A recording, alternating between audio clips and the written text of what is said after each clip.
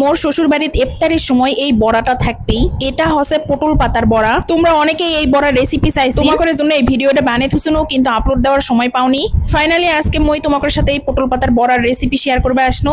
মোর শাশুড়ি মাত্র বাজার থেকে এই পটল পাতাগুলা নিয়ে আইছিল। এই পাতাটা হচ্ছে আমরা জেলা পটল খাই সেই পটলের পাতা। এই বড়া বানাতে এর নাও কষ্ট নাই, কিন্তু খাতে কিন্তু হেভি স্বাদ। বিশ্বাস করো, কিছু করবা হবে না, খালি পটল পাতাগুলা ভালো করে ধুয়ে ধায়ে নিয়ে তার মধ্যে কয়েকটা কাঁচামরিচ দিয়ে ইনকা করে মিহি করে বাটে নিবিন। পটল পাতাগুলো মোর বাটাবাটি শেষ। এখন মই আরেকটা বাটিত মিচ্চু কুটি আনা ডাল বাটা নিনো, তার মধ্যে দিয়ে দিনো মিচ্চু কুটি আনা পেঁয়াজ কুচি আর ওই পটল পাতাগুলা স্বাদ মতো মিচ্চু আনা লবণ দিয়ে মই মাকে নিনো ভালো করে। মই পরিমাণে অল্প আনাই করিস, তোমরা চাইলে বেশি করেও করে সবাই মিলে খাওয়া পারবিন। কড়াইয়ের মধ্যে তেল দিয়ে বড়াগুলা চ্যাপটা চ্যাপটা করে পেঁয়াজির মতো করে ভাজবা হবে। এই বড়াটা প্রথম মই মোর শ্বশুর বাড়িতে আসেই খাইছো, এটা কোনোদিন মই বাপের বাড়িতে খাওনি। কোনোদিন জানো সোনা যে পটল পাতা দিয়ে ইনকা করে বড়া বানানো যায়। যাই হোক, বড়াগুলা মোর মোটামুটি হয়ে আইছে, দুই পাশে এরকম করে মিচ্চু কুটি আনা লাল লাল হয়ে আসলে মই তুলে নিমু।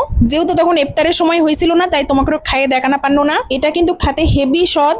যারা যারা এই পটল পাতার বড়া কোনোদিন খাননি তারা একবার হলেও এই পটল পাতার বড়া খাইয়ে দেখবেন। যারা যারা খাইছেন তারা অবশ্যই একটা করে কমেন্ট করে জানাবেন। আল্লাহ হাফেজ।